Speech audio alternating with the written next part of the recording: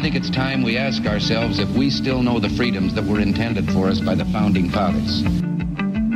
They seem to be in full-scale retreat from spending cuts and are talking about raising people's taxes again. And I have only one thing to say to the tax increasers. Go ahead, make my day. If we lose freedom here, there's no place to escape to. This is the last stand on earth.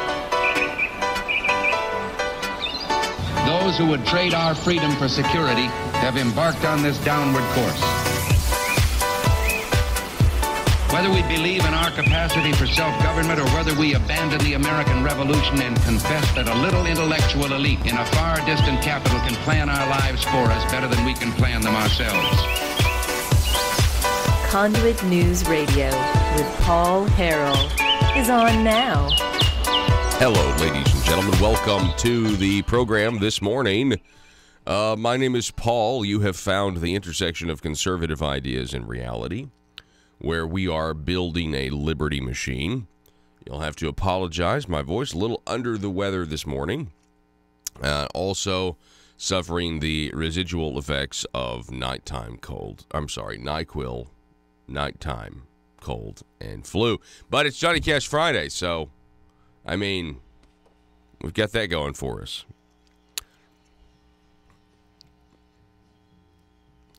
So, Johnny Cash Friday, a day where we try to listen to as much Johnny Cash music as we can, while at the same time peppering in the news and the events of the day and the week. I have a few things on the program today that I want to review, specifically during this first hour.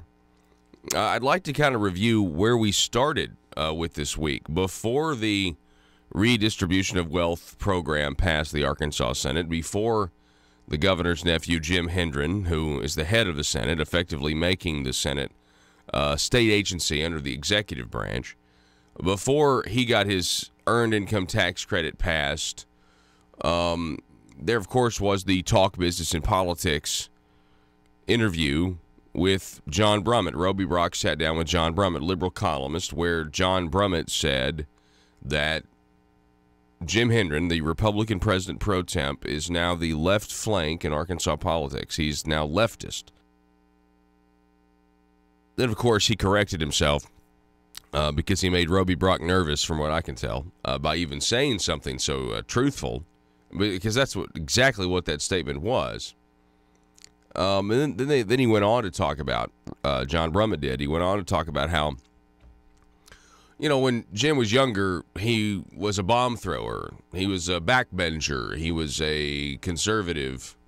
Of course, he just laughs about that now. And all of Arkansas, we're all laughing too, right? Or are we bracing for more liberal policies? Are we scratching our heads? The longer you stay down there, gosh, if that's not an argument for term limits, I don't know what is. Well, you know, you're conservative when you first get down there, but once you stay down there long enough, you'll vote for tax increases. You'll vote for anything. You'll not only vote for tax increases, you'll, my goodness, vote to give the Democrats a policy they've wanted and have failed to get for several years. In the midst of their party shrinking statewide, you're going to give them what they want. I mean, it's just incredible to me. Then, of course, we have Senator Trent Garner this week, who I think made some excellent points. I've gone back through, I'm going to take you back through some of the points that Senator Trent Garner made in committee on Monday about budget gimmickry. And he said this, I've looked at some of the numbers. We here at Conduit News have looked at some of the numbers. Fiscal impact statements are like a golden ticket at the Marble Palace. For those of you that don't know what a fiscal impact statement is, it's essentially a document from DF&A, Department of Finance Administration, that you need to get any piece of legislation passed through a committee and through to get anything, to get a piece of legislation to the governor's desk. If the bill does anything significant, you're going to need a fiscal impact statement. And the fiscal impact statement lets people know, well, hey, is this going to blow up our budget? Are we going to have to pay more for this? Is this going to save us money? People want to know that. Now, If you can get that fiscal impact statement to show that your bill is revenue neutral, the chances of it going up are significant. The chances of it passing are significantly higher if you can show that there's no fiscal impact, that it's a wash. And that's exactly what the governor's nephew, Jim Hendren, is trying to do. And yet Trent Gardner in the committee called it budget gimmickry. And then on the House floor, the Senate floor, Senator Gardner complained that they still didn't have an up-to-date public, where the public could view on a website, fiscal impact statement. Well, here's the thing. I think Senator Trent Gardner was right. If you look at this fiscal impact statement, there appears to be budget gimmickry. Surprise, surprise. And so I'm going to take you through that here in just a moment. We're going to go over some of these clips, kind of recap the week. And you really can't talk about the news this week in Arkansas without also referencing the incredible opinion piece that is unsigned. I don't know who wrote it, but it's an opinion piece in the Arkansas Democrat-Gazette. The headline is Arkansas versus Tennessee, and of course it's not talking about the famous SEC game between Arkansas and Tennessee when Tennessee made that comeback. It's talking about the fact that Tennessee, we don't have to just worry about Texas here in Arkansas, the fact that Tennessee is doing these big, bold things. And Arkansas is debating an earned income tax credit, which is a Democrat policy. It's pretty incredible. Matter of fact, it really exposed what's been going on here the last 4 years just from a aerial, very general view. And it's not good, folks. It's not what they tell you they're doing. I mean, it's not. It departs from the propaganda that we're hearing. And we're going to hear more propaganda from these guys after the session is over. When county committees that may be disengaged now but start to ask, what did they do in my name? And then once they get the information and they're like, what? They did what? And then the propaganda will come. No, you can't believe this group. No, they just hate everybody. Yeah. That's projection, my friends. Because this is not personal. This is about policy. And the policies matter. Policies matter. Before we get to any of this stuff, before we get to any of the stuff I just talked about, you'll have to forgive me again. I took it early, too.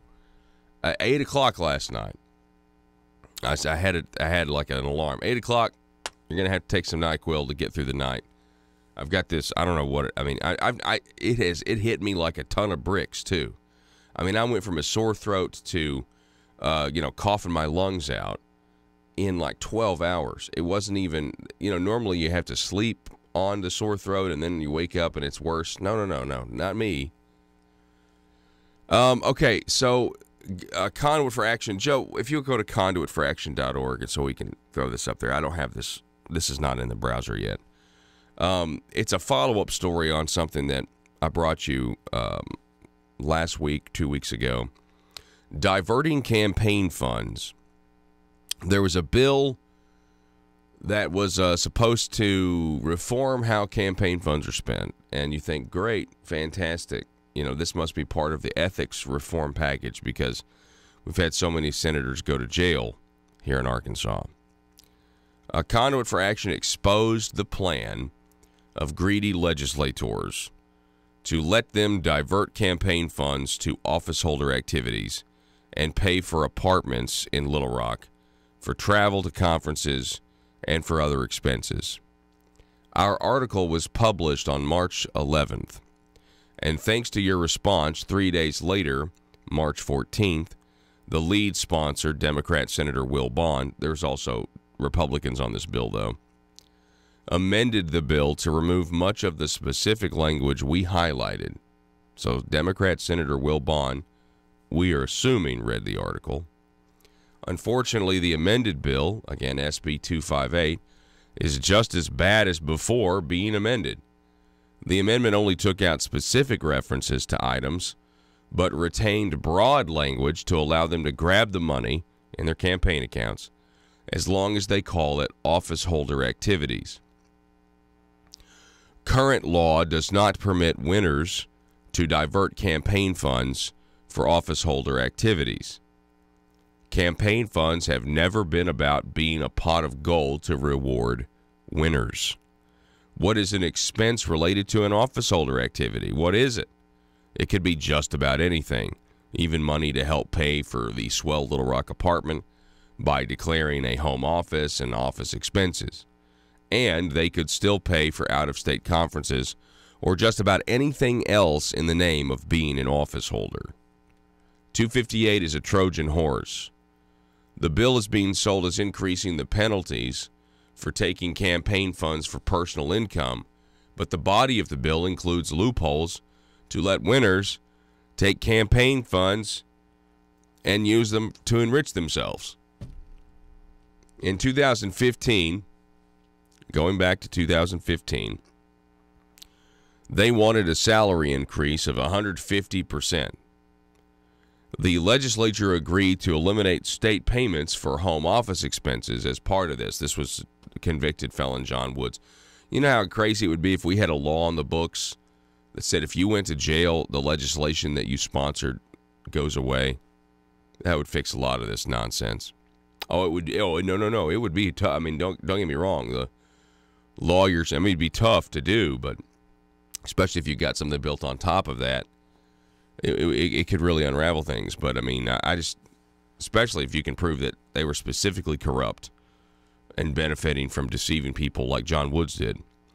SB 258 uses the back door to regain office holder expenses, but instead of the state paying, the money will come from surplus campaign funds, which lobbyists will help supply by rounding up donors. Here is what legislators already receive. A salary of $41,000, plus mileage to and from meetings, 54.5 cents per mile. Lodging, when attending meetings, no receipts are required and tax-free. That's $94 per day. Food and incidentals, no receipts, tax-free, $55 a day. Free food from lobbyist events during legislative sessions. That's sometimes 3 meals a day. They get to keep their per diem for food from the state. Health insurance, supported in part by state payments. Retirement legislative service qualifies for state retirement system. Plus, a legislator is permitted to scam the system by signing into any legislative committee, even if the legislator is not a member. So if a legislator comes to Little Rock for a meeting on Monday, spends the night, and before the legislator heads home, he can sign into a legislative meeting on Tuesday and get an extra day per diem for lodging and food. Remember, no receipts required. If you think payments for mileage and per diem don't amount to much, think again. The Democrat Gazette released a list of expense payments racked up by legislators in 2018. At the top of the list was Representative Jim Dotson, he's from Bentonville, which is a long ways away. He took home $40,380.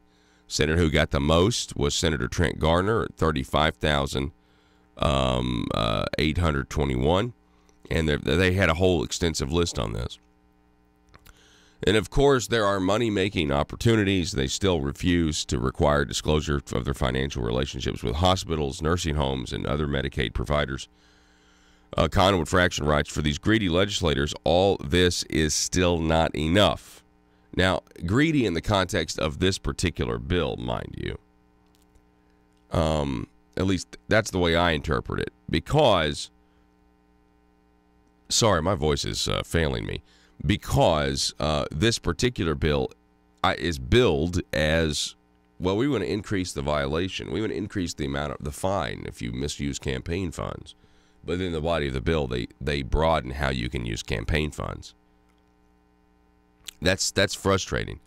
Anyway, check this out. It's at conduitfraction.org. I wanted to give you an update, considering we were covering where this bill was, what it's done. It has been amended, but in light of this is really inside baseball stuff, but it's stuff that I think a lot of our listeners want to know. You want to know exactly how these legislators are getting paid. And the smaller group of people that know something, the more opportunity there is for corruption. We're going to take a break on this Johnny Cash Friday. Don't go anywhere. Back in a moment.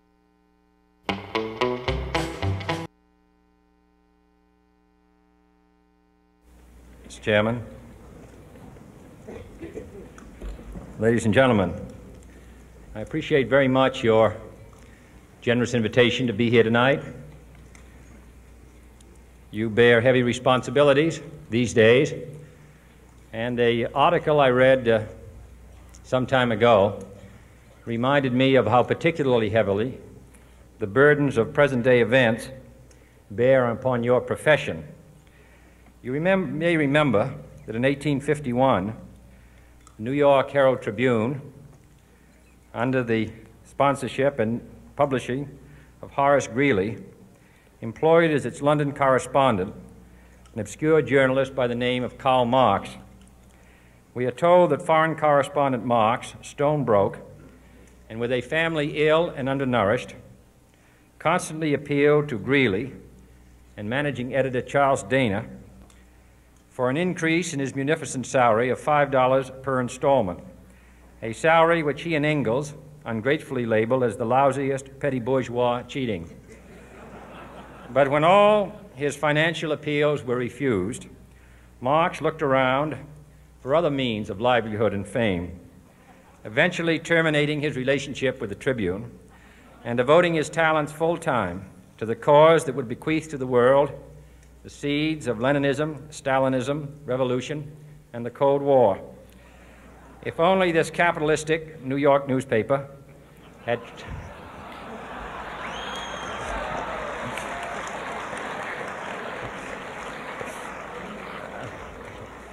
treated him more kindly, if only Marx had remained a foreign correspondent, history might have been different. And I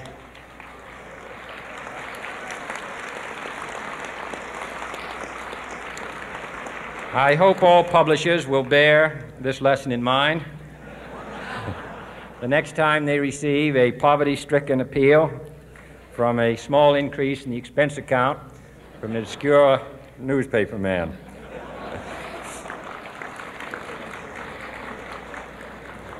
I have selected as the title of my remarks tonight, "The President and the Press." Some may suggest that this would be more naturally worded, "The President versus the Press," but those are not my sentiments tonight. It is true, however, that when a well-known diplomat from another country demanded recently that our State Department repudiate certain newspaper attacks on his colleagues, it was unnecessary for us to reply that this administration was not responsible for the press, for the press had already made it clear that it was not responsible for this administration.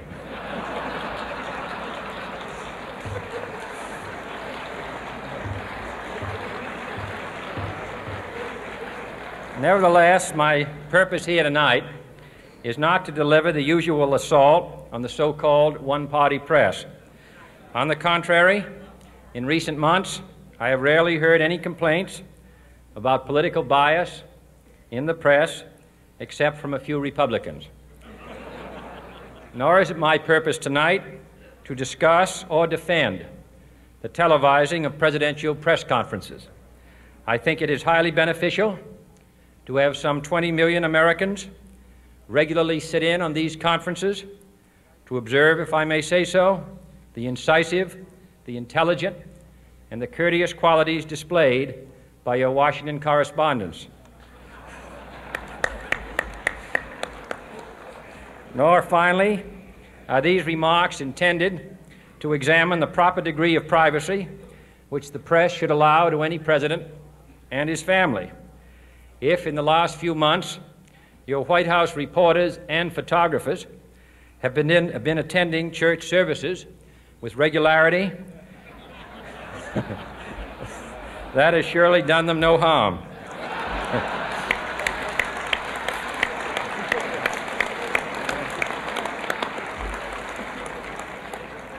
On the other hand, I realize that your staff and wire service photographers may be complaining that they do not enjoy the same green privileges, the local golf courses, which they once did. It is true that my predecessor did not object, as I do, to pictures of one's golfing skill in action, but neither, on the other hand, did he ever be a Secret Service man. My topic tonight is a more sober one, of concern to publishers as well as editors. I want to talk about our common responsibilities in the face of a common danger. The events of recent weeks may have helped to illuminate that challenge for some, but the dimensions of its threat have loomed large on the horizon for many years. Whatever our hopes may be for the future, for reducing this threat or living with it, there is no escaping either the gravity or the totality of its challenge to our survival and to our security, a challenge that confronts us in unaccustomed ways in every sphere of human activity. This deadly challenge imposes upon our society two requirements of direct concern, both to the press and to the President. Two requirements that may seem almost contradictory in tone, but which must be reconciled and fulfilled if we are to meet this national peril. I refer first to the need for far greater public information, and second, to the need for far greater official secrecy. The very word secrecy is repugnant in a free and open society, and we are, as a people, inherently and historically opposed to secret societies, to secret oaths, and to secret proceedings. We decided long ago that the dangers of excessive and unwarranted concealment of pertinent facts far outweighed the dangers which are cited to justify it. Even today, there is little value in opposing the threat of a closed society by imitating its arbitrary restrictions. Even today, there is little value in ensuring the survival of our nation if our traditions do not survive with it. And there is very grave danger. All right, this is from the Arkansas Democrat Gazette. Security I'm going to make sure will be seized upon by those anxious to expand its meaning. It's an editorial to the very limits of official censorship and when the concealment. Legislature does good. That I One do of the not things intend they to think permit the to legislature the has extent that done it's that's in my good is control. the House of my overwhelmingly administration, approved a whether his bill rank to is give high or low, in-state tuition to civilian college or military, students brought to this country should as small interpret my children. words here tonight. These kids as are an excuse to Arkansas censor the kids. news, Sure, to they stifle may not dissent, have their papers to in cover order, up our but this mistakes, is the only country they've ever or to known. withhold They from the went to high press and the school public here. the They facts are they deserve red to know. bugs or But I do Wampus ask, cats or red devils or bulldogs. These are DACA kids. But I do ask the every Gazette publisher, writes. every editor, Even better, and every dreamers. newsman in the nation Not only did the state of House of Representatives vote to extend to and to them in-state recognize the tuition nature if they've been here of our 3 country's years and peril. graduated from high school here. In time of The war, House voted 75 the to government 11 and the to press do so. It's been a while have customarily since we've joined been so in an effort proud. based Till now, those largely on kids or neighbors self-discipline maybe have been to told prevent to pay unauthorized international disclosures to the tuition enemy. rates at Arkansas colleges, In times of clear and which can present triple danger, the cost. Imagine the all courts that have tax held money that put even the into privileged education rights of the and First into Amendment elementary and middle school, they must say. yield to the public's So that's need that for bill. There's national also security. another bill, right? Isn't there another Today, bill no out war there? has been declared. And however this is for fierce DACA the struggle children, may be, you know, it may brought never to be this declared country in through the no fault traditional of fashion. their own. That's the Our way of life that's the is under phrase attack. that is used. Over Those and who over. make That's what we've themselves always our heard, enemy you know. are advancing But there's around another the globe. bill as well, I think, to go a The step survival further. of our We're friends definitely is in watching danger. that. Matter of fact, And yet no war has let been me, declared. No borders have been 22 crossed hours by ago, I have March. this post here. In-state tuition for illegals hasn't been scheduled as of today. That was 22 hours ago. Let me see here. So that's a hang on, is that the same bill? Let me look at the date here. The 19th. No, I don't think so. I think there's two out there. Anyway, when we come back, I'm going to give you a story about an illegal immigrant that has been apprehended in Jonesboro. And, well, it's kind of the resolution of a previous crime. I'll give you that story next.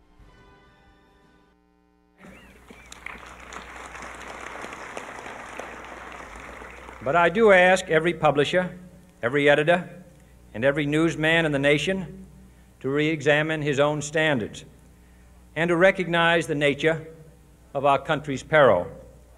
In time of war, the government and the press have customarily joined in an effort based largely on self-discipline to prevent unauthorized disclosures to the enemy. In times of clear and present danger, the courts have held that even the privileged rights of the First Amendment must yield to the public's need for national security. Today, no war has been declared, and however fierce the struggle may be, it may never be declared in the traditional fashion. Our way of life is under attack. Those who make themselves our enemy are advancing around the globe. The survival of our friends is in danger, and yet no war has been declared. No borders have been crossed by marching troops. No missiles have been fired. If the press is awaiting a declaration of war before it imposes the self-discipline of combat conditions, then I can only say that no war ever posed a greater threat to our security. If you are awaiting a finding of clear and present danger, then I can only say that the danger has never been more clear, and its presence has never been more imminent. It requires a change in outlook, a change in tactics, a change in missions by the government, by the people, by every businessman or labor leader, and by every newspaper. For we are opposed around the world by a monolithic and ruthless conspiracy that relies primarily on covert means for expanding its sphere of influence, on infiltration instead of invasion, on subversion instead of elections, on intimidation instead of free choice, on guerrillas by night instead of armies by day. It is a system which has conscripted vast human and material resources into the building of a tightly knit, highly efficient machine that combines military, diplomatic, intelligence, economic, scientific, and political operations. Its preparations are concealed, not published. Its mistakes are buried, not headlined. Its dissenters are silenced, not praised. No expenditure is questioned, no rumor is printed, no secret is revealed. It conducts the Cold War, in short, with a wartime discipline no democracy would ever hope or wish to match. Nevertheless, every democracy recognizes the necessary restraints of national security, and the question remains whether those restraints need to be more strictly observed if we are to oppose this kind of attack as well as outright invasion. For the facts of the matter are that this nation's foes have openly boasted of acquiring through our newspapers information they would otherwise hire agents to acquire through theft, bribery, or espionage, that details of this nation's covert preparations to counter the enemy's covert operations have been available to every newspaper reader, friend and foe alike, that the size, the strength, the location, and the nature of our forces and weapons, and our plans and strategy for their use have all been pinpointed in the press and other news media to a degree sufficient to satisfy any foreign power, and that in at least one case, the publication of details concerning a secret mechanism whereby satellites were followed required its alteration at the expense of considerable time and money. The newspapers which printed these stories were loyal, patriotic, responsible, and well-meaning. Had we been engaged in open warfare, they undoubtedly would not have published such items. But in the absence of open warfare, they recognized only the tests of journalism and not the tests of national security. And my question tonight is whether additional tests should not now be adopted. That question is for you alone to answer. No public official should answer it for you. No governmental plan should impose its restraints against your will. But I would be failing in my duty to the nation in considering all of the responsibilities that we now bear and all of the means at hand to meet those responsibilities if I did not commend this problem to your attention and urge its thoughtful consideration. On many earlier occasions I have said, and your newspapers have constantly said, that these are times that appeal to every citizen's sense of sacrifice and self-discipline. They call out to every citizen to weigh his rights and comforts against his obligations to the common good. I cannot now believe that those citizens who serve in the newspaper business consider themselves exempt from that appeal. I have no intention of establishing a new Office of War Information to govern the flow of news. I am not suggesting any new forms of censorship or new types of security classifications. I have no easy answer to the dilemma that I have posed and would not seek to impose it if I had one. But I am asking the members of the newspaper profession and the industry in this country to re-examine their own responsibilities, to consider the degree and the nature of the present danger, and to heed the duty of self-restraint which that danger imposes upon us all. Every newspaper now asks itself, with respect to every story, is it news? All I suggest is that you add the question. All right. Is it in the interest Welcome of national back security? to the program And I here. hope that Thank you every so group much in for America- being with us. We're going to bring you this story here that I thought was interesting. Throw this up here on the... Throw this Facebook post from the Jonesboro Police Department. They write, approximately 5 p.m. On August 22nd, 2015, a young lady who was eating at the Hero Japanese restaurant in Jonesboro entered the ladies' restroom. While there, she heard an object fall under the sink and it hit the floor. She also observed some duct tape on the back wall under the countertop. She located a cell phone with a cracked screen and black case on the floor. She placed her personal cell phone in the position of the taped area and took a photo. The phone was aimed directly at the toilet. So we got some George McFly peeping Tom stuff going on here. The phone was turned over to the manager, who recognized it belonging to the cook, Jose Jaramillo. Is that how you say it? Jaramillo. Jose Jaramillo. Okay. Jose Jaramillo. Detectives contacted the manager, who turned the phone over to the police as investigative evidence. Now, this was back in 2015, mind you. Detectives with the Jonesboro Police Department have been trying to locate Jaramillo since 2015 and this incident. The phone was an iPhone 4S, had security measures in place to prevent tampering and retrieval of data. Jose Jaramillo was arrested, though, on March 20th of this week, 2019, on Wednesday, for third-degree domestic battery by Jonesboro police. At the time of his arrest, he was employed again by Hero Japanese Restaurant. Once in custody, Detective Branscombe interviewed Jaramillo regarding the 2015 voyeurism case. After initially denying that he was responsible and saying he had loaned the phone to a friend, he later confessed that he was the person who placed the phone in the women's restroom at Hero to record female customers that entered. When asked how many times he recorded women, he said it was too many to remember. He also stated that he would sell views of the video to another employee of Hero. The employee would pay him $10 to look at the recorded videos. JPD detectives are currently in the process of unlocking the phone to retrieve any evidence connected to the voyeurism case. The last paragraph is what really makes this. It's like a cherry on top if a Sunday was a really bad thing. During the ongoing investigation, it was discovered that Jaramillo had been deported to Mexico twice during May of 2012. He currently has a hold order on him through the local ICE agency in Jonesboro.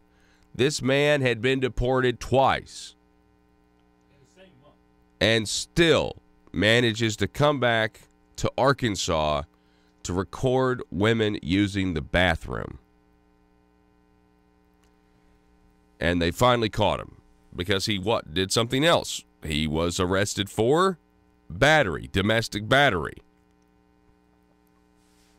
Man, that's frustrating. And you got President Trump, who takes all this heat from the left when he brings up the fact that violent illegal immigrants don't need to be here. And he gets heat when he says that we've got, is that him? Is that a photo of him right there? Okay, but let me see the toilet though. You don't have to show the toilet on the. So that's the. Oh wow, there. So that's the photo. So that's what was going on. Can you show the angle? This is the angle. This is where the phone was duct taped in 2015. You can show this part. This is, again, from the Jonesboro Police Department's Facebook page. So this was the photo, you see. And you just I guess you're just recording the video the whole time. And there you go. So, I mean, anyway, what a sicko. So, President Trump gets all this grief for when he talks about violent illegal immigrants, criminal illegal immigrants, and they say that he's racist. And yet, it has nothing to do with race. For the most part, it probably has everything to do with being socioeconomically desperate. There's a lot of things. When you talk about poverty, the Heritage Foundation has some amazing statistics. And I know it's focused more on poverty in America, but when you are poor, there's a lot, not always, but generally, there's a lot of other things that can go wrong, that are going wrong relationally with you and other people. There's bad habits, there's bad relationships all around, and that is what leads to thinking that this is okay. And is it a surprise that he's arrested for battery and he's also doing these other crimes from 2015? And again, if you're willing to break the immigration laws of a country, doesn't that also say something about you? Now, we're not supposed to draw that conclusion, right? It was like, no, Paul, they're people that are desperate and they're coming over here. And I don't know about you, but I don't know of when you think about the and I know conditions are bad, but when you think about the safety of your kids and what's going on and the sex trafficking and everything else and the price you have to pay to get a coyote to get you across the border with you or your kids, I think I don't know about you, but I would say absolutely not. I mean, as a father, I know things might be bad here and they might be really bad here, but I just don't think if that's the environment, it just, I'm not in their shoes, that's for sure. But there is, you see, trying to quantify what's going through somebody's head when they're doing this is very, very difficult. But you can't deny that there is a significantly higher crime rate among illegal immigrants that are coming here. You just can't. And it's not all. But I mean, you just think about the angel moms who've lost their kids. If we had a secure border, these kids wouldn't have. These children, these American citizens, they would still be here with us. Anyway, the phone number 870-275-9799. That's 870-275-9799. All right, we're gonna recap this. Okay. So I told you earlier that having a fiscal impact statement to get a bill passed is like a golden ticket. And if you don't have a fiscal impact statement, it almost always screws up your plans as a legislature to get your bill passed. Almost always it does, unless you are the president pro temp of the Senate. Let's go to Monday, Joe. This is Senator Trent Garner on Monday in the Senate Rev and Tax Committee, and he asked this one right here. Go.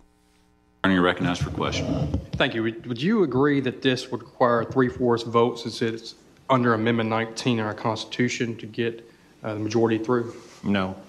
What about the last 5 cigarette taxes since Amendment 19 is required a supermajority?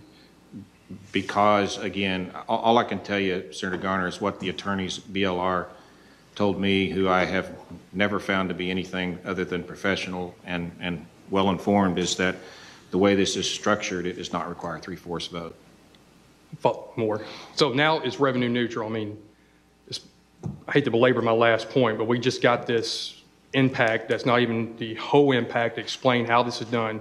You've done a job of trying to explain it to us, but I still think there's a lot of money moving one way or the other to come out to zero every year. It seems like we're doing a budgetary gimmick and tricks to try to get it revenue neutral. I'd love to see more in-depth understanding of this before we're required to vote on it. What would you say to that?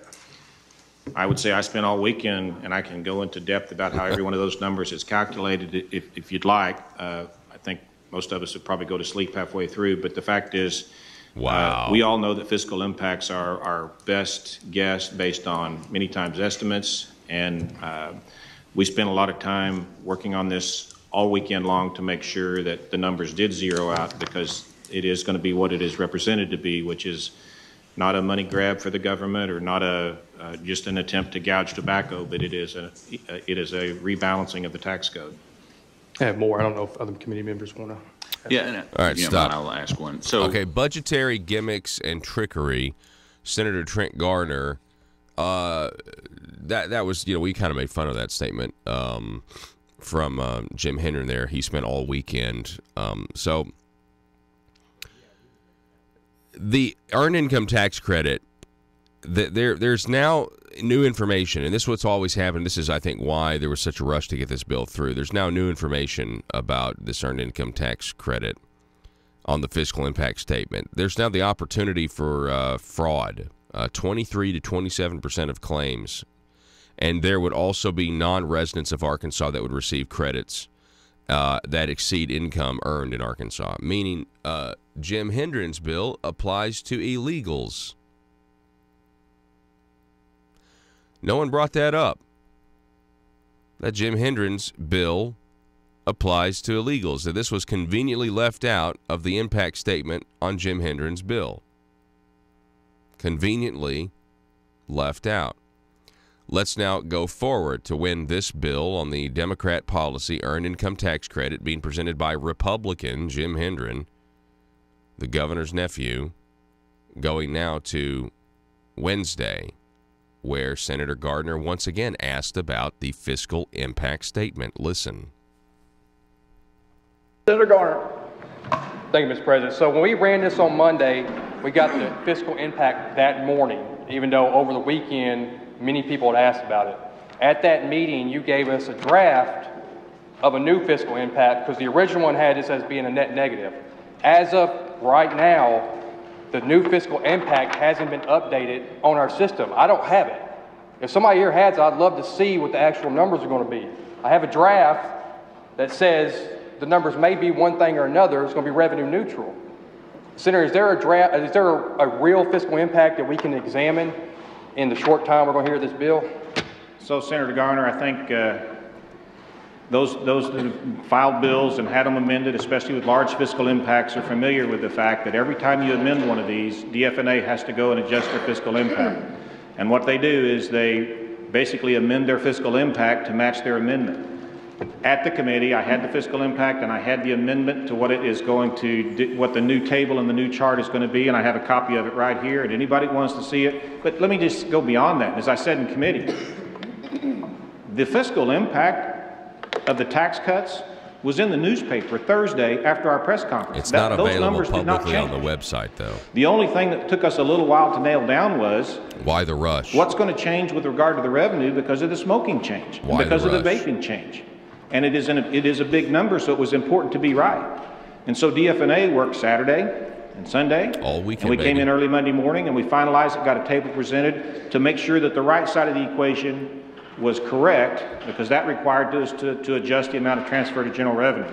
So yeah, it's the fiscal impact is available, and the final amended version that will be posted on the website, I don't know when DFNA will finally get it posted.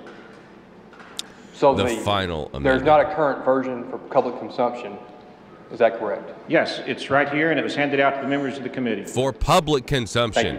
Why can't you answer the question? Questions? No, there is not a public version. Any questions? Anyone Stop. wish to speak? That's very easy. That's a very easy answer. No, there is not one available for public consumption. People sitting up there in the gallery Wouldn't have been able to go online and look at it. Here's something else about the fiscal impact statement that's not even in there. Talk about budget gimmickry. Senator Trent Gardner's exactly right. So in their fiscal impact statement, they assume that there will be a reduction in smoking, so less revenue. They then place no assumptions on increases or decreases of vaping when they're about to tax vaping 67%, a 67% increase, or whether further decline in smokers just moves over to the vaping and the tax revenue doesn't actually decrease. There's a reason. There's a reason this was all rushed through, and this came out of nowhere. They worked all weekend on it, but yet they didn't account for things like this. You talk about budget gimmickry, trickery. Only the president pro temp of the Senate could have done something like this, could get something like this through. You take any other member that doesn't have their fiscal impact statement lined up and enough time for DFNA to get it out to the public and everything's, then your bill goes down in flames. The same thing with the fiscal impact statement of the internet sales tax. I understand that was very fishy as well. So when the establishment wants something, they don't care about a fiscal impact statement as much. But when you're actually trying to do something that would, that they don't like, well, you better have a fiscal impact statement. It's so hypocritical.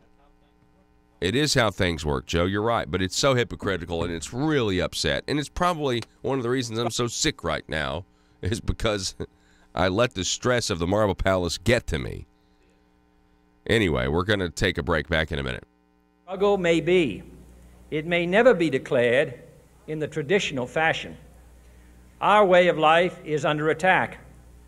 Those who make themselves our enemy are advancing around the globe. The survival of our friends is in danger. And yet no war has been declared. No borders have been crossed by marching troops. No missiles have been fired. If the press is awaiting a declaration of war before it imposes the self-discipline of combat conditions, then I can only say that no war ever posed a greater threat to our security. If you are awaiting a finding of clear and present danger, then I can only say that the danger has never been more clear, and its presence has never been more imminent. It requires a change in outlook, a change in tactics, a change in missions by the government, by the people, by every businessman or labor leader, and by every newspaper. For we are opposed around the world by a monolithic and ruthless conspiracy that relies primarily on covert means for expanding its sphere of influence, on infiltration instead of invasion, on subversion instead of elections, on intimidation instead of free choice, on guerrillas by night instead of armies by day. It is a system which has conscripted Russellville-based firearms manufacturer Omega are making clones of the most notable German firearms in the world. These delayed rotor-lock firearms have been and are currently used by law enforcement and military worldwide. At Omega, they manufacture their guns right here in Arkansas and produce the best reproduction in the marketplace that comes with a complete 5-year warranty. At Omega, they take firearm manufacturing seriously and offer discounts to active and retired law enforcement. Whether you're using Omega firearms to defend the public, defend your family, or for target practice, Omega has your back. For pricing, go to omega-guns.com. That's omega-guns.com. Are you a conservative-minded young person and want to let the world know about it? Are you tired of rolling your eyes as your professor regurgitates progressive, PC, neo-Marxist nonsense? Then you should interview on Conduit News Radio's Young Conservative segment and tell us about why you believe the way you do. Tell us how you came to be a conservative and what are your views on government. Now, if you're worried that your neo-Marxist professor may also be a right-wing talk radio listening masochist, then names can be changed to protect the innocent. It's the Conduit News Radio Conservative Future segment. To be interviewed, call 870-275-9799. That's 870-275-9799. If you're like me, you believe that small business is the heart of Arkansas's economic engine. and it should be viewed that way by the politicians in Little Rock. Conduit for Commerce also believes, like you and I believe, policies that achieve less regulation and lower taxation help small business in Arkansas thrive. Other policies like small, constitutionally consistent government and reducing citizen dependency on government keeps it from growing and expanding its influence on our daily lives. Conduit for Commerce works every day to educate the general public and legislators on these important priorities in the name of Arkansas small business.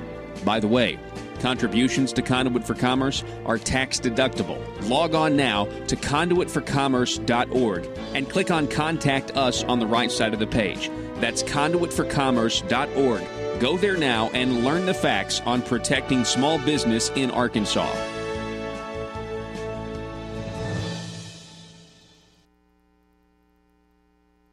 That combines military, diplomatic, intelligence, economic, scientific, and political operations. Its preparations are concealed, not published. Its mistakes are buried, not headlined. Its dissenters are silenced, not praised. No expenditure is questioned, no rumor is printed, no secret is revealed. It conducts the Cold War, in short, with a wartime discipline no democracy would ever hope or wish to match. Nevertheless, every democracy recognizes the necessary restraints of national security. And the question remains whether those restraints need to be more strictly observed if we are to oppose this kind of attack as well as outright invasion. For the facts of the matter are that this nation's foes have openly boasted of acquiring through our newspapers information they would otherwise hire agents to acquire through theft, bribery, or espionage. That details of this nation's covert preparations to counter the enemy's covert operations have been available to every newspaper reader, friend and foe alike. That the size, the strength, the location, and the nature of our forces and weapons, and our plans and strategy for their use have all been pinpointed in the press and other news media to a degree sufficient to satisfy any foreign power, and that in at least one case, the publication of details concerning a secret mechanism whereby satellites were followed required its alteration at the expense of considerable time and money. The newspapers which printed these stories were loyal, patriotic, responsible, and well-meaning. Had we been engaged in open warfare, they undoubtedly would not have published such items. But in the absence of open warfare, they recognized only the tests of journalism and not the tests of national security. And my question tonight is whether additional tests should not now be adopted. That question is for you alone to answer. No public official should answer it for you. No governmental plan should impose its restraints against your will. But I would be failing in my duty to the nation in considering all of the responsibilities that we now bear and all of the means at hand to meet those responsibilities if I did not commend this problem to your attention and urge its thoughtful consideration. On many earlier occasions I have said, and your newspapers have constantly said, that these are times that appeal to every citizen's sense of sacrifice and self-discipline. They call out to every citizen to weigh his rights and comforts against his obligations to the common good. I cannot now believe that those citizens who serve in the newspaper business consider themselves exempt from that appeal. I have no intention of establishing a new Office of War Information to govern the flow of news. I am not suggesting any new forms of censorship or new types of security classifications. I have no easy answer to the dilemma that I have posed and would not seek to impose it if I had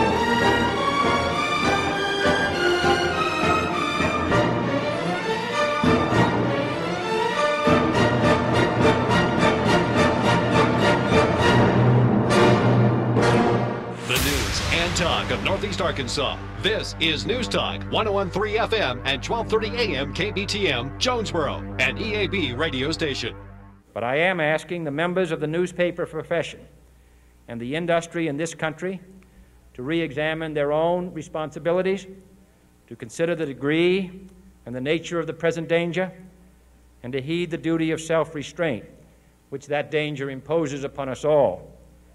Every newspaper now asks itself, with respect to every story, is it news? All I suggest is that you add the question, is it in the interest of national security? And I hope that every group in America, unions and businessmen and public officials at every level, will ask the same question of their endeavors and subject their actions to this same exacting test. And should the press of America consider and recommend the voluntary assumption of specific new steps or machinery, I can assure you that we will cooperate wholeheartedly with those recommendations. Perhaps there will be no recommendations. Perhaps there is no answer to the dilemma faced by a free and open society in a cold and secret war. In times of peace, any discussion of this subject and any action that results are both painful and without precedent. But this is a time of peace and peril which knows no precedent in history. It is the unprecedented nature of this challenge that also gives rise to your second obligation, an obligation which I share, and that is our obligation to inform and alert the American people, to make certain that they possess all the facts that they need and understand them as well, the perils, the prospects, the purposes of our program, and the choices that we face. No president should fear public scrutiny of his program, for from that scrutiny comes understanding, and from that understanding comes support or opposition, and both are necessary. I am not asking your newspapers to support an administration, but I am asking your help in the tremendous task of informing and alerting the American people. For I have complete confidence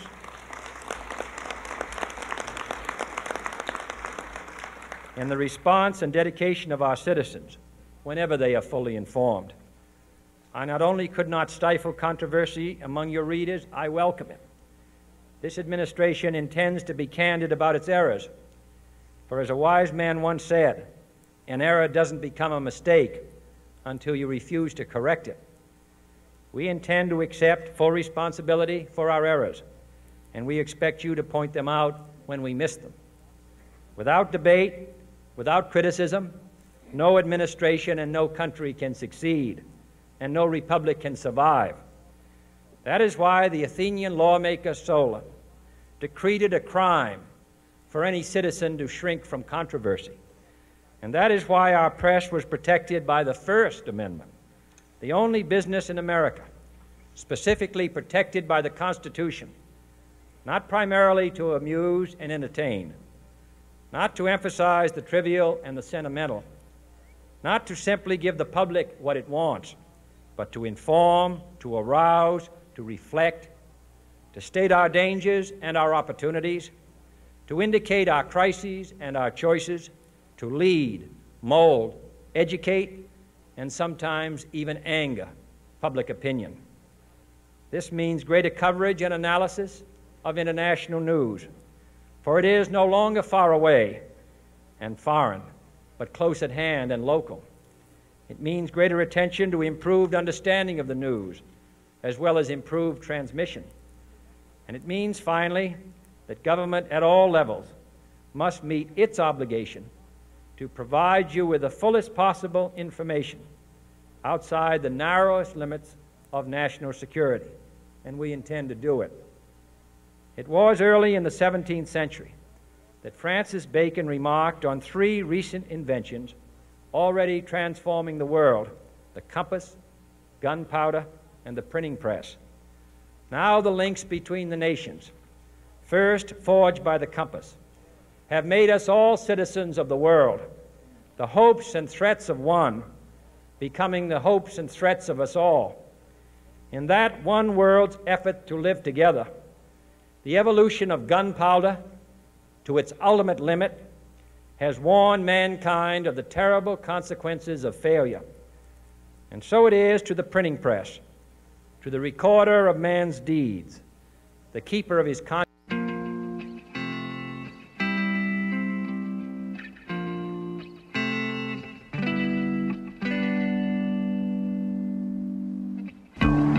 I think it's time we ask ourselves if we still know the freedoms that were intended for us by the Founding Fathers. They seem to be in full-scale retreat from spending cuts and are talking about raising people's taxes again. And I have only one thing to say to the tax increasers. Go ahead, make my day. If we lose freedom here, there's no place to escape to. This is the last stand on earth. Those who would trade our freedom for security have embarked on this downward course.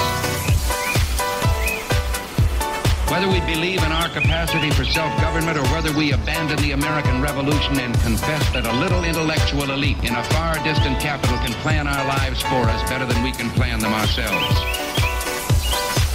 Conduit News Radio with Paul Harrell is on now.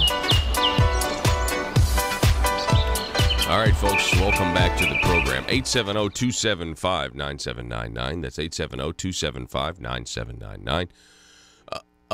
And we are, let's see, what is it? We're in the middle of Johnny Cash Friday. We're going to get some great Johnny Cash music here in a minute. We've got a great rest of the show for you. We did a recap last hour of some top stories from the week. And now I want to welcome back to the program. Haven't had him on in quite a long time. We've got Mr. Tim Jacob who's on the line. Tim, how are you this morning? I'm doing wonderfully. Happy Johnny Cash Friday. Yes, sir. Yes, sir. Now, I wanted to have you on the program to remind everybody that, you know, you were a big pusher of this unsuccessful term limits campaign to try to put the term limits, make them more restrictive than they were. And you know, after the whole John Woods debacle and everything else. Now, obviously, the Supreme Court threw that off the ballot, and nobody even got to vote on it.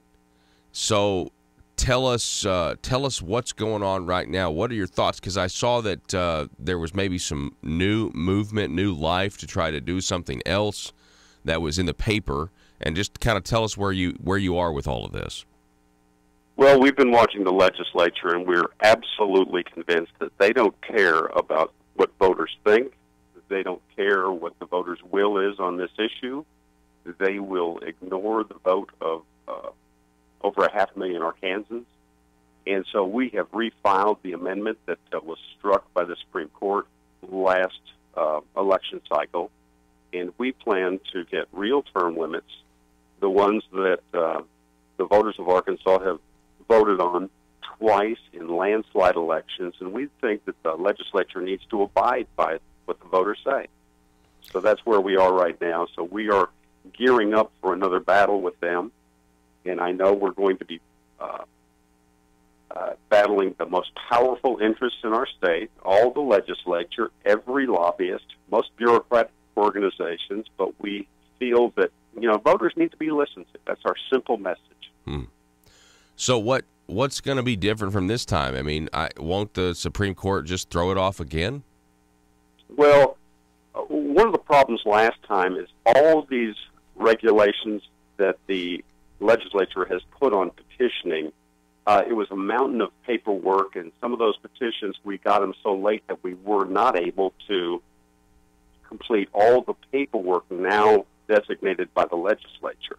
Now, the legislature is trying to put more restrictions on petitioning as we speak right now. I mean, the last bill that was filed makes the person holding the clipboard take 2 tests, spend $150, I believe, each test to hold a clipboard in our state. Wow! So, is that gonna make it through? Is that law? I hope not. I don't think the governor even would support anything like that. But it's the restrictions that they're trying to put on petitioning. They're trying to kill initiative and referendum in our state. They're trying to kill the citizens' legislature. Well, provision of. Go ahead. Go ahead. Well, I was... Another provision of that they're trying to put on is if very often, and if you've ever petitioned, very often you'll see an elderly couple come up, and if they're in their 80s or so, the husband will sign, the wife will sign, but the wife might fill out the address for the husband if he's ailing or if he's very slow. That would result in a 1-year prison term for the wife now, if what the legislature is trying to get through gets through.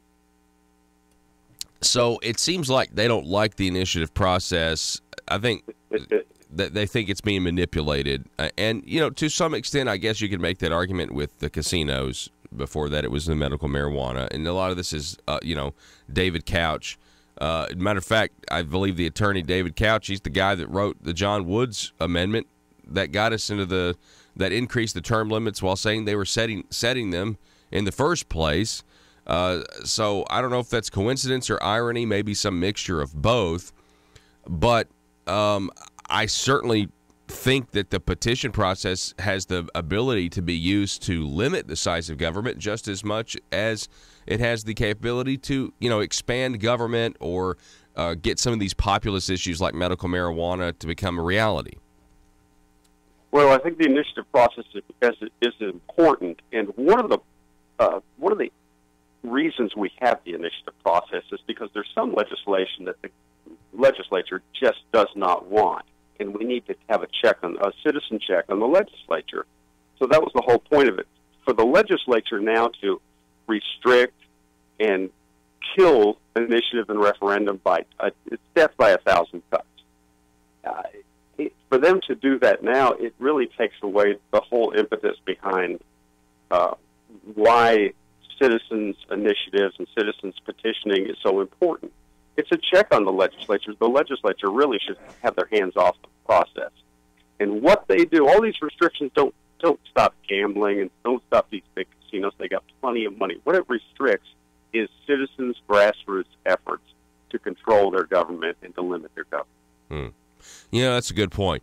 Because, you know, the casino issue, with enough money, you probably could have gotten the legislature to do exactly what that initiative process did.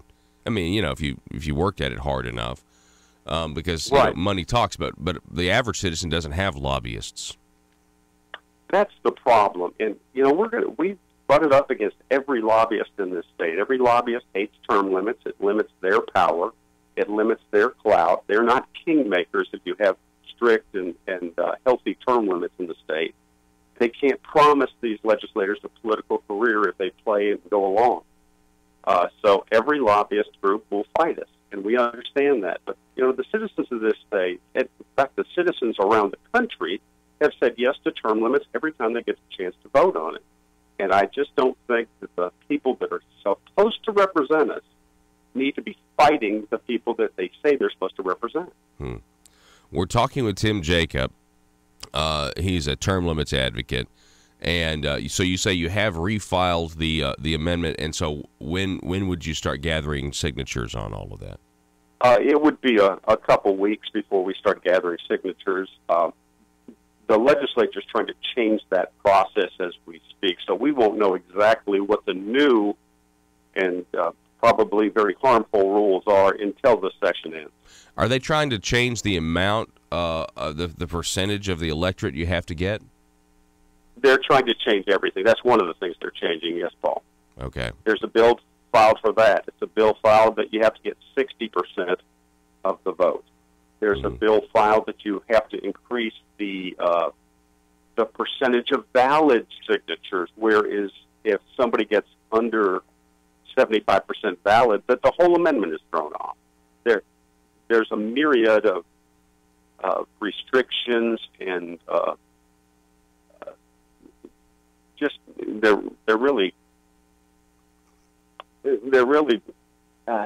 just efforts to kill the process at all. If everything that the legislature presented, you would never see another citizen petition in Arkansas again. Well, Tim, you know, I'll tell you this much: the fact that the term limit to bring it from 16 down to 10 years, the fact that got on the ballot at all, man, I have never seen so many people who were, you know, in the legislature who were very, very, very concerned about this initiative. Now, I do want to ask you about, you know, there is talk of changing the term limits they have now Senator Alan Clark has a bill, and I believe it got a resolution. I think it's SJR 15. I believe it did get out of committee, and it would kind of institute kind of a 12-year on, 4-year off policy. So if that were to be adopted, or if that were to be sent to the people, because that would be an amendment itself as well. Right. So is it possible if that gets adopted and then you successfully get the amount of signatures that you get that we have two competing amendments that may conflict with one another? That could be very true, and the amendment that gets the most votes would win. What? The Alan Clark amendment would be an amendment. In fact, that's exactly what Putin has in Russia. That is where you have to have a cooling off period, but you can actually be be in political office for life. And it just goes against the whole nature of term limits. It's a political career amendment that is dressed up as a term limit amendment. Well, I would say that, I definitely know that the founders, I mean, didn't they have, there are other states that have that system, right? This idea where you serve for a time and you go home. I mean, to me, 12 years is a little long, or maybe 4 years in the idea isn't short enough, or, right? Or isn't long enough, rather. Right. But it is interesting. It is an interesting idea. Matter of fact, back when a lot of legislators were having such a I would say conniption, I think that's an accurate description about your amendment that did get on the ballot. They got thrown off. There were some that were saying that if you want term limits, this is the way to do it. You need to serve a certain amount of years, and then you have to have a mandatory go home period. So, right. This wasn't the first time I guess I heard of this idea. I guess. No, it's an idea, but it really lends itself to career politicians, and I think it goes against the grain of what term limits is all about. We don't want a political career. We don't want lobbyists to be able to promise legislators a political career. The term limits that have been overwhelmingly approved by the voters of this state are much stricter than that. So I think it's time that the people that are in charge of representing their constituents would represent their constituents. And I listen to your program every morning, Paul, and I think most of your listeners are appalled at what's going down in Little Rock. They don't seem to be listening to constituents. On this issue especially, they've worked against the will of their constituents, and it's time that they might want to represent it. So I think that's what they're there for, and we want to hold their feet to the fire on it. Tim Jacob, it's always great to have you on, sir, and I appreciate your time this morning, and certainly look forward to the debate that's going to be had on this issue, and keep us posted, and I'd love to hear more about it. So we sure will, and we appreciate your show. Absolutely. Tim Jacob, thank you so much. Folks, you have to forgive me. My voice is literally like running out of gas. It's failing. We're going to take a break, though. It's Johnny Cash Friday. Back in a moment.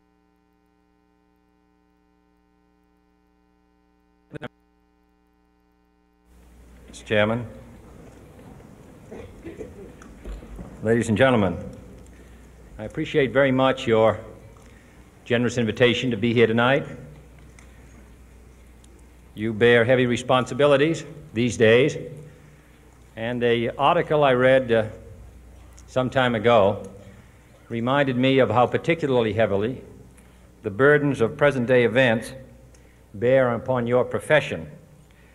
You may remember that in 1851, the New York Herald Tribune, under the sponsorship and publishing of Horace Greeley, employed as its London correspondent an obscure journalist by the name of Karl Marx. We are told that foreign correspondent Marx, stone broke, and with a family ill and undernourished, constantly appealed to Greeley and managing editor Charles Dana for an increase in his munificent salary of $5 per installment, a salary which he and Ingalls ungratefully labeled as the lousiest petty bourgeois cheating. But when all his financial appeals were refused, Marx looked around for other means of livelihood and fame. eventually terminating his relationship with the Tribune and devoting his talents full-time to the cause that would bequeath to the world the seeds of Leninism, Stalinism, revolution, and the Cold War. If only this capitalistic New York newspaper had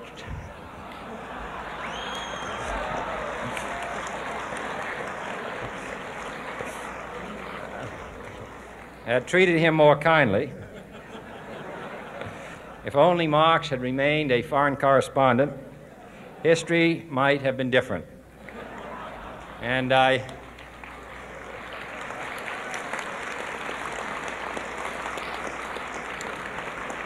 hope all publishers will bear this lesson in mind the next time they receive a poverty-stricken appeal from a small increase in the expense account from an obscure newspaper man.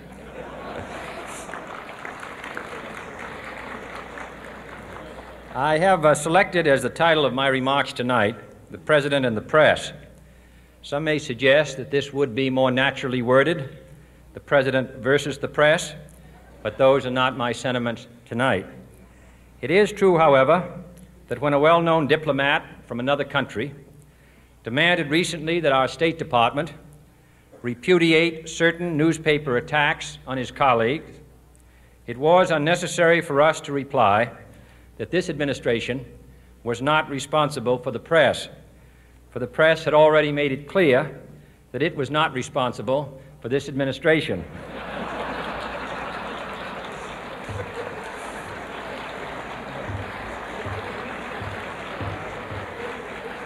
Nevertheless, my purpose here tonight is not to deliver the usual assault on the so-called one-party press. On the contrary, in recent months, I have rarely heard any complaints about political bias in the press, except from a few Republicans. Nor is it my purpose tonight to discuss or defend the televising of presidential press conferences. I think it is highly beneficial to have some 20 million Americans regularly sit in on these conferences to observe, if I may say so, the incisive, the intelligent, and the courteous qualities displayed by your Washington correspondents. Nor, finally, are these remarks intended to examine the proper degree of privacy which the press should allow to any president and his family. If, in the last few months, your White House reporters and photographers have been attending church services with regularity, that has surely done them no harm.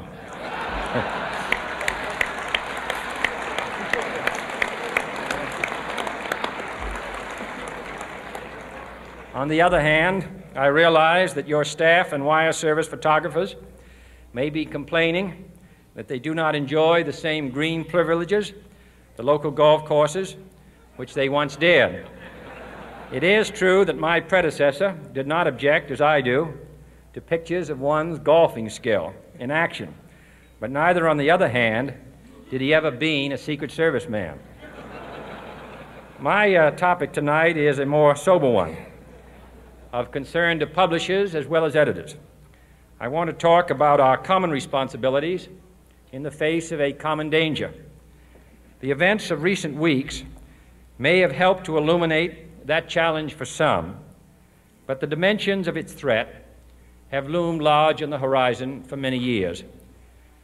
Whatever our hopes may be for the future, for reducing this threat or living with it, there is no escaping either the gravity or the totality of its challenge to our survival and to our security, a challenge that confronts us in unaccustomed ways in every sphere of human activity. This deadly challenge imposes upon our society to the broadcast two requirements this morning. Of direct concern, we're trying to listen to both as to much the press Johnny and to the Cash president music as we can, while at the same time peppering in the news and events of the day. Now, coming up on the program, hang on one second. Well, I'll tell you what's coming up here, and I'm waiting on something. So let's see here. Arkansas versus Tennessee. All right. This was March 19th. This continues our review of the week. I don't know if you heard this. I couldn't believe this opinion editorial, this unsigned opinion editorial in the Arkansas Democrat-Gazette, probably because they didn't want a phone call from the governor. Oh, by the way, speaking of phone calls from the governor, according to reports, and I hate to go all Washington Post on you guys, but it's a name source. There have been a couple of state representatives from the House Judiciary Committee who have been pulled into the governor's office over their support, or maybe they're considering support, over HB 1694, which is a bill to help eliminate gun-free zones. So it appears, just from what I'm hearing, this is just a report, may not be true, but there is some pressure being applied on some state representatives over concerns over this bill. I don't know what's being talked about, but it's concerns over the bill. Now, this bill was scheduled to run on Tuesday. It did not run on Tuesday because State Representative Womack pulled it because they didn't have the votes. And matter of fact, there's been several Facebook posts made about this, a lot of grassroots people contacting their legislators, which is exactly how this is supposed to work. Please, if you contact your legislators who are on the Judiciary Committee, I would just remind you to be congenial and be nice, and just tell them that what you believe, and encourage them and say, hey, we got your back here, man. You're for the Second Amendment. We're for the Second Amendment. We don't want more victims. We want less, so let's arm ourselves. And some of these gun-free zones, that's what is attracting these mass killers. There are still provisions in the bill that say you can't have a gun in a courthouse, can't have a gun at correction facilities, because those are all places where there are already armed law enforcement officers there to protect you, right? So if we could argue that you shouldn't give up your guns at all for any reason, right? But in the interest of trying to advance some rights at other places, if I was going to have to give up my right to carry a weapon, I would much rather do so in an area that's got law enforcement there, stationed there, specifically protecting the place, making it a hard target, not a soft target.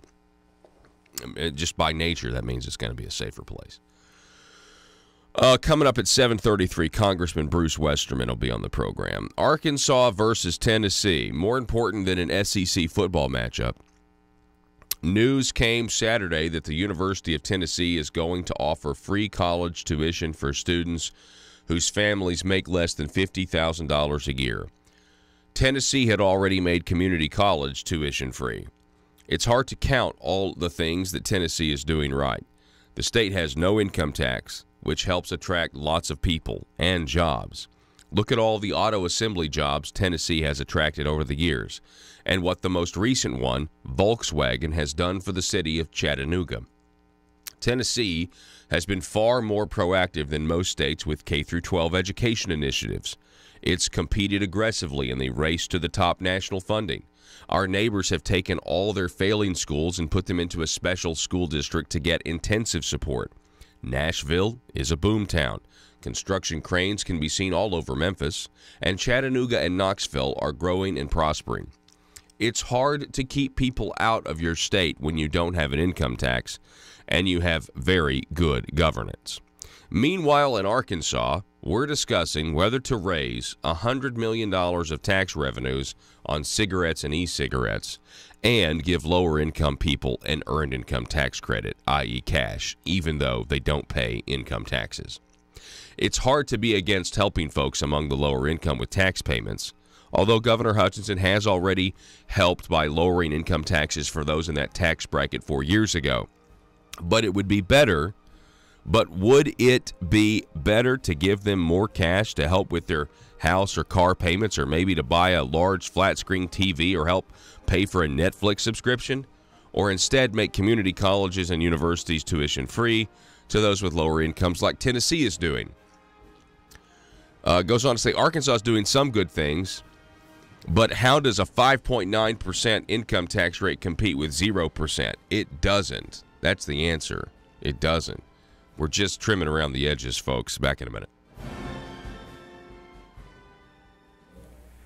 Two requirements that may seem almost contradictory in tone, but which must be reconciled and fulfilled if we are to meet this national peril. I refer first to the need for far greater public information, and second, to the need for far greater official secrecy. The very word secrecy is repugnant in a free and open society, and we are, as a people, inherently and historically opposed to secret societies, to secret oaths, and to secret proceedings. We decided long ago that the dangers of excessive and unwarranted concealment of pertinent facts far outweighed the dangers which are cited to justify it. Even today, there is little value in opposing the threat of a closed society by imitating its arbitrary restrictions. Even today, there is little value in ensuring the survival of our nation if our traditions do not survive with it.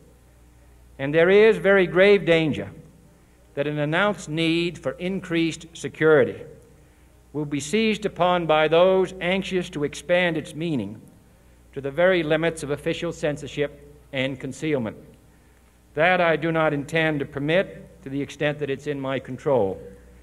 And no official of my administration, whether his rank is high or low, civilian or military, should interpret my words here tonight as an excuse to censor the news, to stifle dissent, to cover up our mistakes, or to withhold from the press and the public the facts they deserve to know. But I do ask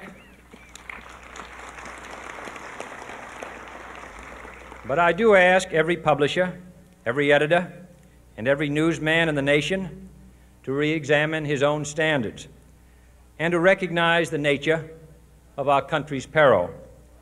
In time of war, the government and the press have customarily joined in an effort based largely on self-discipline to prevent unauthorized disclosures to the enemy. In times of clear and present danger, the courts have held that even the privileged rights of the First Amendment must yield to the public's need for national security. Today, no war has been declared, and however fierce the struggle may be, it may never be declared in the traditional fashion. Our way of life is under attack. Those who make themselves our enemy are advancing around the globe. The survival of our friends is in danger, and yet no war has been declared. No borders have been crossed by marching troops. No missiles have been fired. If the press is awaiting a declaration of war before it imposes the self-discipline of combat conditions, then I can only say that no war ever posed a greater threat to our security. If you are awaiting a finding of clear and present danger, then I can only say that the danger has never been more clear, and its presence has never been more imminent. It requires a change in outlook, a change in tactics, a change in missions by the government, by the people, by every businessman or labor leader, and by every newspaper. For we are opposed around the world by a monolithic and ruthless conspiracy that relies primarily on covert means for expanding its sphere of influence, on infiltration instead of invasion. All right, folks, here we go. Bring us home here. We got our last interview of the day. Congressman Bruce Westerman is back with us. Congressman Bruce Westerman, thanks so much for being with us, sir. Good morning, Paul. It sounds like another Johnny Cash Friday. It certainly is. It certainly is. We've been having some fun. So, hey, I understand it is spring break, and I appreciate you spending some time with us. What's going on right now? Like, what's the mood right now in Washington, D.C.? I'm sure you're glad to be out of there. I'm very grateful to be out of there. Normally we're in D.C. during Arkansas spring break, so I get to see a lot of folks who travel to D.C. for spring break. I do some night tours of the Capitol and visit, but this year they had it scheduled where we're out of D.C. The week of spring break, so I've been back in the district this week, and that is good. My kids are out of college, and one's still in high school. He's out, so I've got to spend a little bit of time with them. But I've been making some visits around the district. But you know, it's good for the American people when the Democratic-controlled House is adjourned and not in session. It certainly is. Less attacks on our freedoms and rights here in America. Yeah, I mean, talk about this for a second. I mean, the Democrat Party, it's incredible. They want to lower the voting age to 16. They want to do away with the Electoral College. You got all these states signing on to these compacts saying that we're only going to give our Electoral College votes to the winner of the popular vote. You know, they're talking about universal basic income. I mean, they're just really far left stuff. I mean, and to me, I think they're afraid that they can't win in 2020 right now with how good President Trump's doing, in spite of the negative media coverage. Yeah, they just they're kind of falling over themselves. But you know, I wish they would just go back and read the Constitution and read a little bit of the history of the founding of our country. The H.R. 1, that's what you were referring to, and a lot of those ideas you tossed out there. You know, it's the majority party gets the first 10 bill numbers, and historically, H.R. 1 gets assigned the highest priority piece of legislation, and the Democratic-controlled House assigned H.R. 1 as the act for the people. They should have called it the act for the politicians, because it's just horrible, the stuff they had in it. It is an attack on the Constitution. They want to move control of federal elections to the federal government and not to the states, as the Constitution calls out. It's got that little nugget in there where they would get a 6-to-1 match for every, say, I raised or got $100 campaign contribution, then the taxpayers would throw in another $600 to match my campaign contribution. Huh. They tried to get the voting age to 16 in that bill. They want to do away with any kind of voter ID, and then the Electoral College stuff wasn't in there, but that's something they're pushing for as well. And I just can't imagine someone from a small state supporting that. It shows a total lack of understanding of the founding of our country and why we even have a Senate. Mm-hmm. You know, the Senate is the voice of the minority, and it gives each state equal representation in Congress. I mean, if you're going to do away with the Electoral College, you might as well do away with the Senate. And by the way, I've heard them pushing for that we don't need a Senate anymore. Mm-hmm. And as frustrating as it is to work with the Senate sometimes, it was designed that way. And, you know, our two senators in Arkansas have just as much say and clout as the two senators from New York or the two senators from California. And same way, the two senators in Alaska have just as much say. So it's really disturbing what they're trying to do. And then you've got President Obama out there pushing for this election reform, as he calls it, agenda to try to gain back state legislatures and gain back House seats across the country. And it's even happening here in Arkansas. The guy from Little Rock that writes all these constitutional amendments and gets them on the ballot. Is it David they're Couch? Pushing to, yeah, they're pushing to take control of redistricting away from the state legislature and give it to a nonpartisan commission. And, you know, there's no such thing as a nonpartisan commission. And I read part of what he had written there, and it's really, it's sad and almost amusing that somebody would try to pull this over on the voters. But, you know, right now the majority party would draw the congressional districts in the state the way it's been ever since we've had a state, and Democrats have always drawn those districts. I get people complaining about how Republicans gerrymandered the congressional districts in Arkansas. Well, newsflash, Republicans have never drawn a congressional district in Arkansas, and 2020 would be the first time they would have a chance to do that. But the liberals just don't want that to happen. So the formula would be that the majority leader and the Speaker of the House and the minority leader would appoint someone to the commission. The majority leader and minority leader in the Senate would appoint someone to the commission. So here's your nonpartisan commission that's already got 4 partisan appointments to it, and it's and they're split equal. And then those 4 would determine the other members of the commission. And then if they couldn't come to an agreement, which guess what, they wouldn't be able to come to an agreement because you'd be split half Republican, half Democrat, then they draw the remaining names out of the hat. So where Democrats have no chance to draw the congressional districts right now without majorities in the state legislature, this would at least give them the chance to get a name drawn out of the hat and get the majority and try to draw the districts. But if you look at Arkansas, it would be really hard to draw a blue district in Arkansas. You would have to do some major gerrymandering to even do that with the way people are voting in Arkansas right now. So, and all of that's coming from Obama. He's pushing that across the country, trying to gain back state houses that were lost during his administration and trying to, under the name of nonpartisan, create these partisan congressional commissions. So it's more of the same. You can just about bet if the Democrats label something, the real meaning of it's just the opposite. Like the Affordable Care Act was anything but affordable. This For the People's Act has nothing to do with people. It's more about the politicians.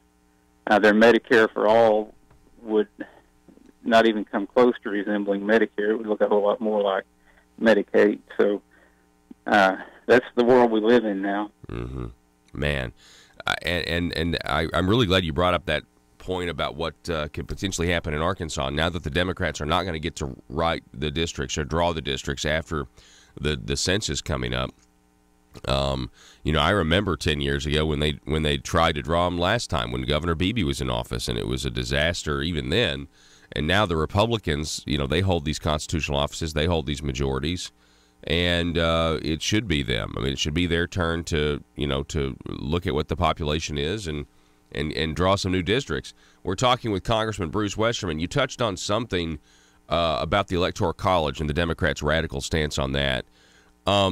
They claim that they are the party, Bruce, of the minority, and yet they don't see this giant hypocritical position that they're taking, because I believe in minority rights. That's why I support the Electoral College, Yeah, absolutely. If you do away with the Electoral College, you're only going to see presidential candidates go to about 12 cities across the country. And what we get labeled as flyover country, we would really be flyover country then. People would just forget about the heart of America if we did away with the Electoral College, and we would be very much underrepresented if that happened. Already the administration controls where infrastructure dollars are spent. So you get a president elected by the Electoral College or by the popular vote. Where do you think they're going to direct all the infrastructure money? It's going to go to cities and urban areas. Our founders toiled over this on how to give states representation and also give the popular vote representation, and that's how they came up with two branches two houses in the legislative branch, the Senate and the House, and the Electoral College is based off of how many senators and House members you've got. Let me ask you this. Have you seen, I know this is a random question, but it'll make sense. Have you ever seen those movies, The Hunger Games? Yeah, I have. Okay. How you have got me watching those. Okay, so you have these different districts, and the first district is the most well-developed infrastructure-wise, and the further you get out, the poorer it gets. You get rid of the Electoral College, because that's based on population too. You get rid of Electoral College, and you're essentially we've got the Hunger Games at that point in terms of the way the districts are set up. Those places that are sparsely populated have no voice. Right. Yep. I mean, I'm not saying we're going to start killing everybody in Olympic Games or anything, Bruce. I'm not saying that, but I'm just saying, that was when I watched those movies, and I was forced to watch them. When I watched those movies, that's the first thing that struck me was, how the further you get away from the centralized power, the less the centralized power cares about those, because they don't have to care about those. There's pretty good parallel illustration going on in our country right now, but at least we have the representation spread out across the country where states have an equal voice in the Senate. And it really bothers me. I've heard people in Arkansas say how unfair the Electoral College is, which shows a total lack of understanding about our country. We might as well go to a parliamentary style of government if we go to the Electoral College and just have, a parliament that meets, and you could let the parliament select the prime minister or the president or whatever you want to call it. Mm-hmm. But it's a total undermining of the foundations of our country when you start talking about doing away with Electoral College. Is there the feeling, I know this is what a lot of right-leaning news outlets have been saying this week. They've been saying, look, President Trump, it looks really good for his chances to be reelected in 2020. Is that the feeling among your Republican colleagues? And is that why the Democrats are now trying to, they're proposing, well, we need to change how we select a president? Is it because they know they're going to lose?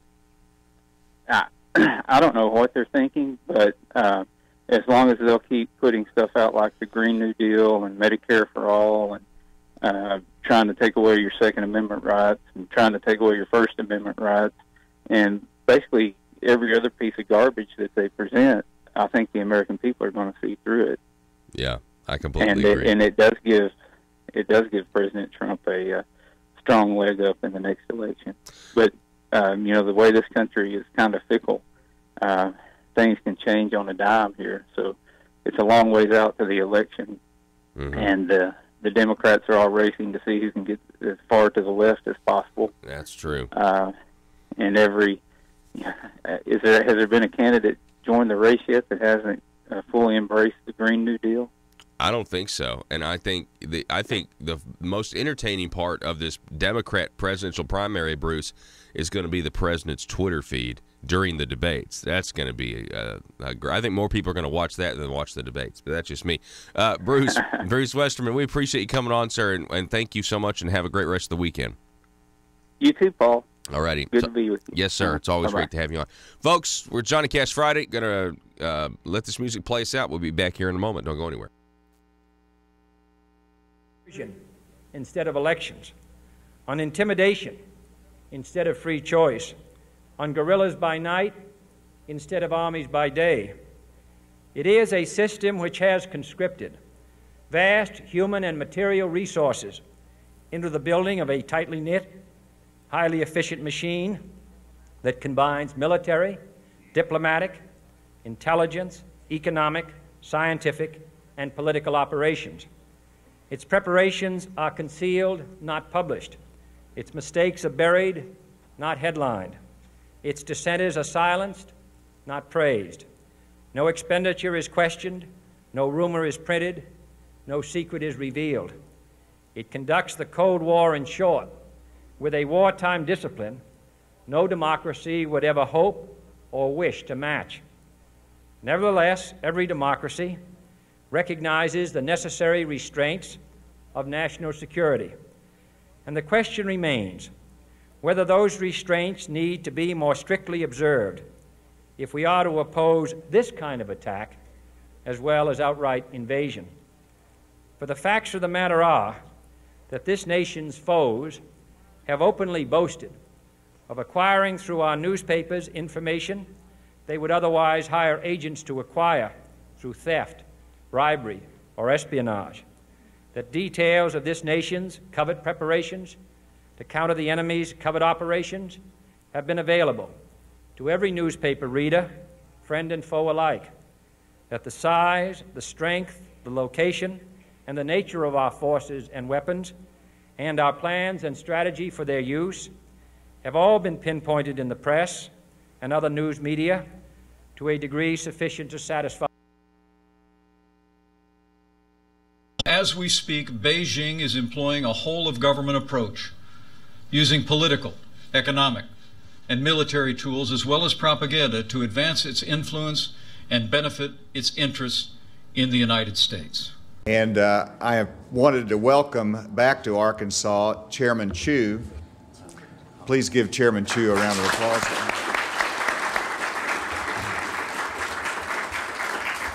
China is also applying this power in more proactive ways than ever before to exert influence and interfere in the domestic policy and politics of this country. Chairman Chu, I got to know as he is the CEO and chairman of Shandong Ruyi Technology Group out of Shandong Province.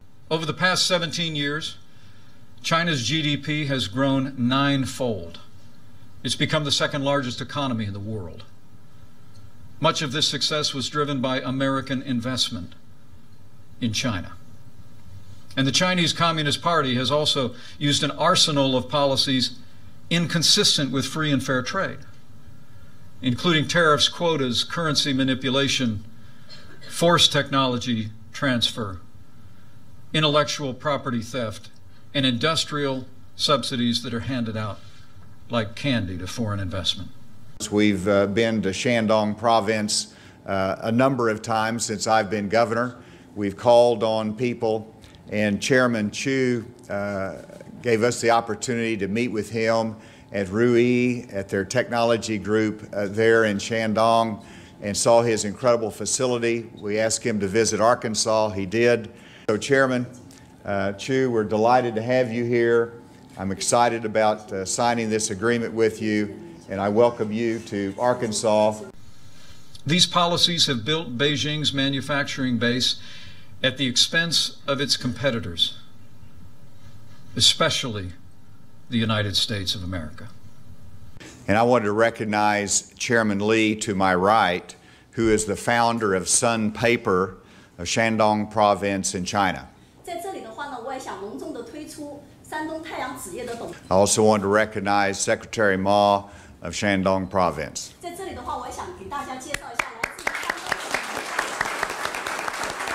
As President Trump said just this week, in his words, we rebuilt China over the last 25 years.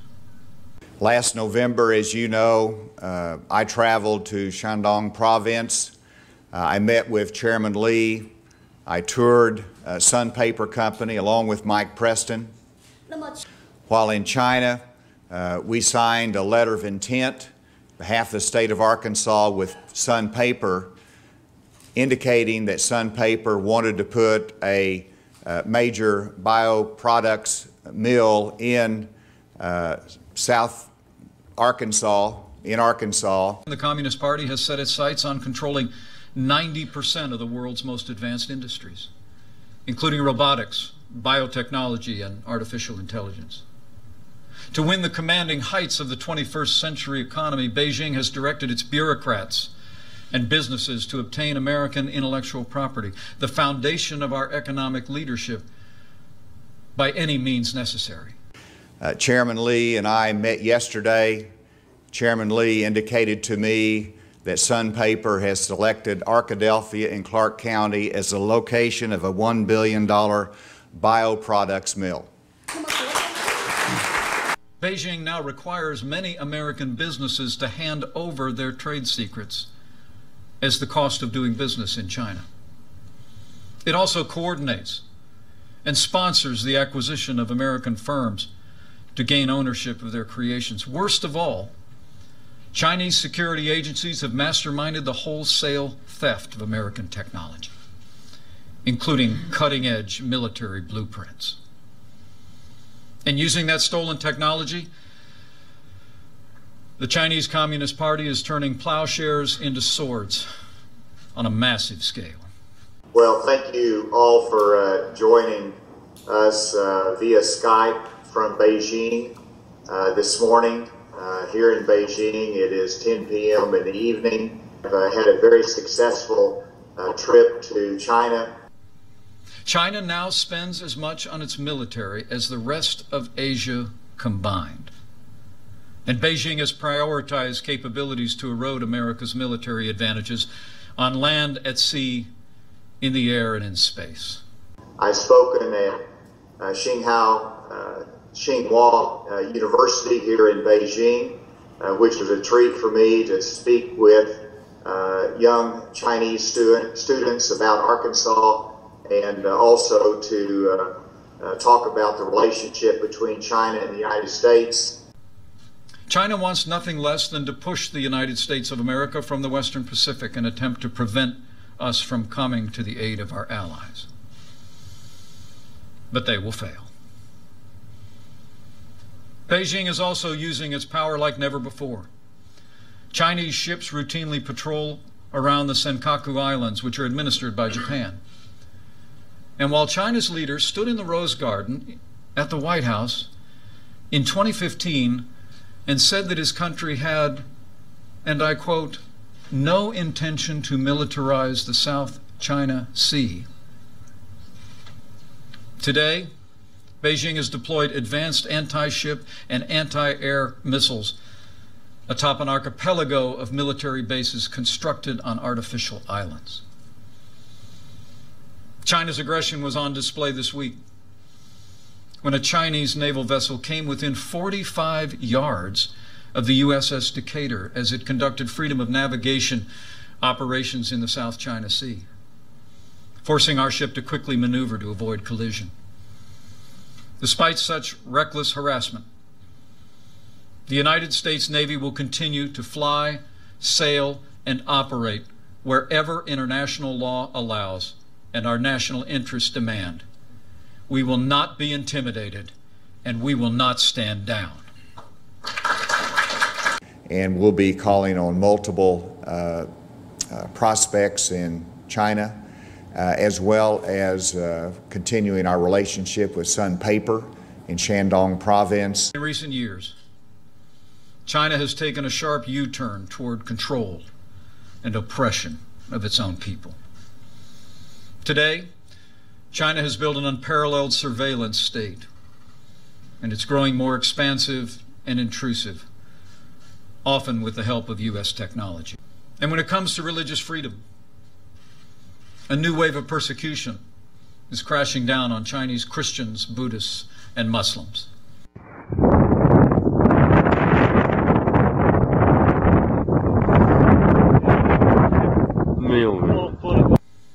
Last month, Beijing shut down one of China's largest underground churches. Across the country, authorities are tearing down crosses, burning Bibles, and imprisoning believers. And Beijing has now reached a deal with the Vatican that gives the avowedly atheist Communist Party a direct role in appointing Catholic bishops. For China's Christians, these are desperate times. So, do you like him as a candidate? I think he's brought a lot to the table. It's not my message. You know, I worry about the party in terms of expanding our base and what the message does to our recruitment of Hispanics, outreach to minorities. And so you've got to worry about the fall election and whether this is a message that's going to carry in Michigan, Ohio, and Florida, and those states that we need to carry. The American people deserve to know. In response to the strong stand that President Trump has taken, Beijing is pursuing a comprehensive and coordinated campaign to undermine support for the president, our agenda, and our nation's most cherished ideals. All right, stop. That's not the full video. You can get the full video at Conduit News YouTube page. That's a very inconvenient video. Just want to remind everybody, in case we're thinking of investing in more communist Chinese companies here in Arkansas, it's just not a very good idea. At least at the moment, it certainly seems to contradict the foreign policy right now that's being advanced from America throughout the rest of the world. And I would also remind you that Trump's approval as a Republican among minorities, blacks and Hispanics, is much higher than an average Republican One poll had him at 15%. A year later, it was 29% among African Americans. A lot of people. There's a CNN report. They couldn't believe there was a Hispanic person at the border that wanted a taller wall than was already there. We're breaking apart from this barricade. The news